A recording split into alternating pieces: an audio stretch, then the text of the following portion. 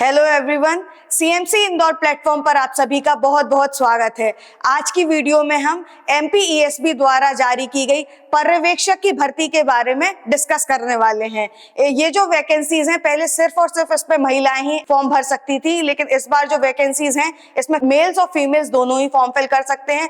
तो हम वीडियो में डिस्कस करेंगे डिटेल से कि एज लिमिट क्या रहेगी, आपकी एप्लीकेशन फीस क्या रहेगी, और भी सारी जो सिलेबस से रिगार्डिंग डिटेल्स हैं, क्वालिफिकेशंस है, सारा हम डिस्कस करने वाले हैं।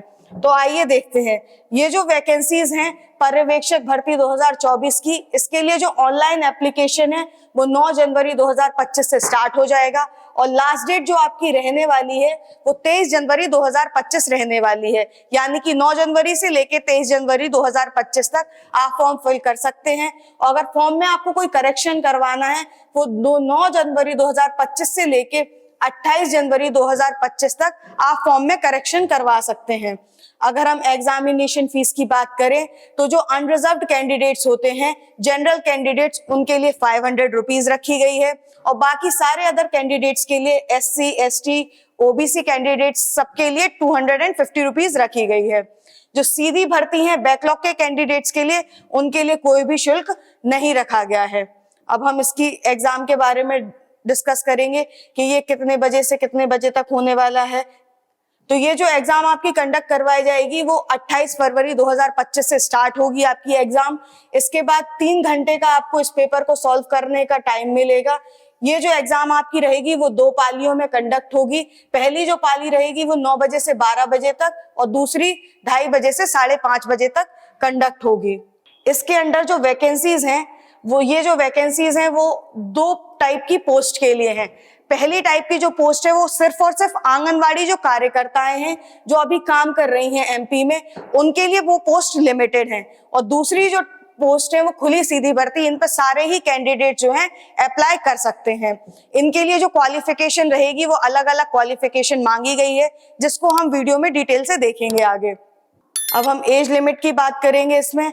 तो ये जो एज लिमिट आपकी रहने वाली है वो 18 से 40 इयर्स जो सीधी भर्ती के लिए भरे जाने, खुली सीधी भर्ती के लिए भरे जाने वाले पद हैं, उनके लिए 18 से 40 वर्ष, और जो SC, ST, OBC के जो कैंडिडेट्स हैं उनके लिए 5 इयर्स का रिलैक्सेशन मिलेगा। 18 से 45 साल के बीच में अगर उनकी एज है तो वो ये फॉर्म फिल कर सकते हैं। इसके बाद हम पोस्ट डिटेल्स डिस्कस करते हैं।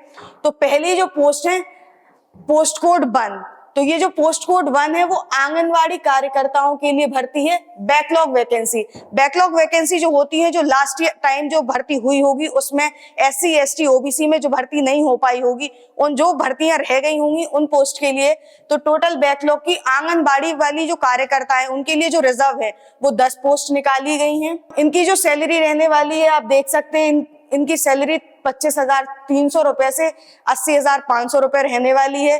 अगर हम इनकी एजुकेशनल क्वालिफिकेशन की बात करें तो 12th पास, इसमें सिर्फ और सिर्फ 12th पास मांगा गया है, क्योंकि इसके साथ साथ इनसे एक्सपीरियंस भी मांगा गया है 5 इयर्स का, कि इनके पास 5 साल वर्क एक्सपीरियंस होना चाहिए आंगनवाड़ी कार्यकर्ता के रूप में। ये बैकलॉग वैकेंसी की हम बात कर रहे हैं और ये जो वैकेंसी है सिर्फ महिलाओं हेतु है, पोस्ट कोड जो 1 है। अब हम पोस्ट कोड 2 देखेंगे। तो ये खुली सीधी भर्ती है, ये भी बैकलॉग वैकेंसी जो पिछली बार भर्ती नहीं हो पाई होंगी। तो ये जो वैकेंसी है वो टोटल 9 वैकेंसी है बैकलॉग की, और इसके लिए जो मिनिमम एजुकेशनल क्वालिफिकेशन है वो ग्रेजुएशन मांगा गया है। आपके पास किसी भी रिकॉग्नाइज्ड यूनिवर्सिटी से कोई भी डिग्री है अगर, तो आप ये फॉर्म फिल कर सकते हैं। ये बैकलॉग और इसकी जो सैलरी है वो सेम ही रहने वाली है। अब बैकलॉग के अलावा ये पोस्ट कोड जो 3 है, इस वैकेंसी के बारे में बात करेंगे। तो ये जो आंगनवाड़ी कार्यकर्ताओं के लिए वैकेंसीज हैं, ये 321 वैकेंसीज निकाली गई हैं और इसकी जो न्यूनतम शैक्षणिक योग्यता है, एजुकेशनल क्वालिफिकेशन है, इसमें भी 12th ही मांगी गई है और 5+5 ईयर का आंगनवाड़ी कार्यकर्ता के रूप में एक्सपीरियंस मांगा गया है। सैलरी आपकी सेम ही रहने वाली है।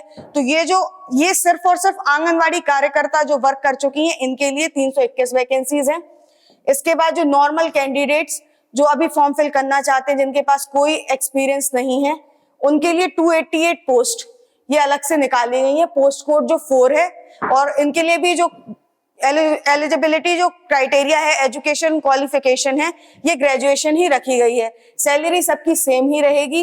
इसके बाद इस बार जो भर्तियां हैं वो पुरुषों के लिए भी निकाली गई हैं। आप देख सकते हैं पहले ये भर्तियां नहीं होती थी, लेकिन इस बार ये भर्तियां पुरुषों के लिए भी हैं, देख सकते हैं पुरुषों हेतु। और ये जो 32 पोस्ट जो हैं वो पुरुषों के लिए निकाली गई हैं। इनकी सैलरी भी सेम रहेगी। इनके लिए जो एजुकेशनल क्वालिफिकेशन है वो भी ग्रेजुएशन मांगा गया है आपका। लेकिन एक और कंडीशन इनके लिए दे रखी है, ये आप देख सकते हैं कि इनको सिर्फ हिली एरियाज, पहाड़ी दुर्गम क्षेत्र और वनाच्छादित क्षेत्र यानी फॉरेस्ट एरिया और हिली एरियाज में ही इनकी जो है अपॉइंटमेंट की जाएगी।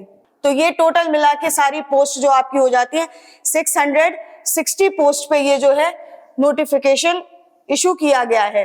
660 पोस्ट आपकी हैं महिला पर्यवेक्षक के लिए जो नोटिफिकेशन इशू किया गया है MPESB द्वारा। अब हम सिलेबस को अगर डिटेल से बात करें तो ये जो आंगनवाड़ी कार्यकर्ता हो या फिर खुली वैकेंसी हो, सबके लिए सेम ही सिलेबस दिया गया है। जैसा आप देख सकते हैं कि ये पहले वाला जो है आपका प्रथम जो खंड है, फर्स्ट पार्ट है, उसमें पोषण एवं स्वास्थ्य जो है, पोषण एवं स्वास्थ्य रहने वाला है, वो दोनों के लिए सेम रहने वाला है।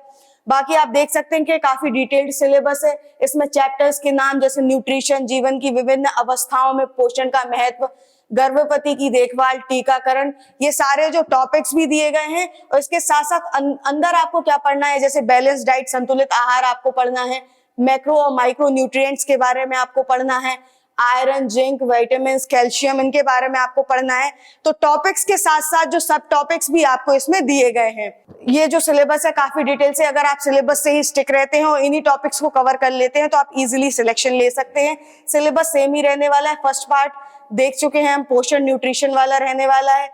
दूसरा पार्ट आप देख सकते हैं सामान्य ज्ञान और तर्क शक्ति। ऊपर वाला जो पार्ट A सेक्शन था वो भी 55 मार्क्स का था, और ये जो पार्ट B सेक्शन है ये भी आपका 55 मार्क्स का रहने वाला है।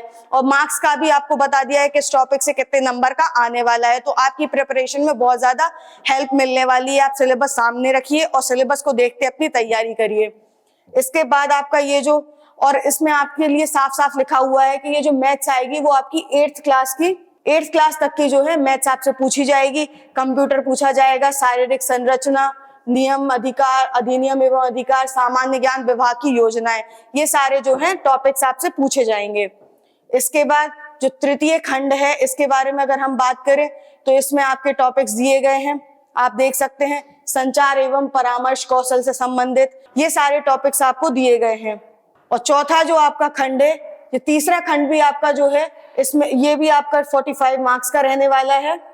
अब हम चौथे खंड की बात करेंगे तो जो चौथा खंड है आपका ये भी 45 मार्क्स का रहने वाला है। और इसमें बाल विकास का परिचय, शाला पूर्व शिक्षा परिचय, विशेष आवश्यकता वाले बच्चे, बाल देखभाल एवं संरक्षण, ये जो है आपका सिलेबस रहने वाला है। यानी कि पहले के ऊपर के जो खंड है वो 55 के 2 रहने वाले, यानी कि 110 मार्क्स आपके, और थर्ड और फोर्थ जो आपके रहने वाले हैं वो 45 मार्क्स ईच, तो यानी 90 मार्क्स के। टोटल जो पेपर आपका होने वाला है वो 200 मार्क्स का आपका पेपर होने वाला है। आपको 3 घंटे का इसमें टाइम ड्यूरेशन मिलेगा पेपर को सॉल्व करने के लिए। सिलेबस बहुत डिटेल से आपको दे दिया गया है। और भी डिटेल से आपको चेक करना है तो डिस्क्रिप्शन में आपको लिंक मिल जाएगी। और CMC जो इंदौर के जो है टेलीग्राम चैनल पे भी आपको डिटेल PDF का नोटिफिकेशन मिल जाएगा, तो आप चेक कर सकते हैं। जो भी कैंडिडेट्स एलिजिबल हैं और इंटरेस्टेड हैं इस फॉर्म को फिल करने के लिए, इस फॉर्म को फिल जरूर कीजिए। ऐसे ही अपडेट्स के लिए जुड़े रहें CMC इंदौर के साथ। Thank you so much.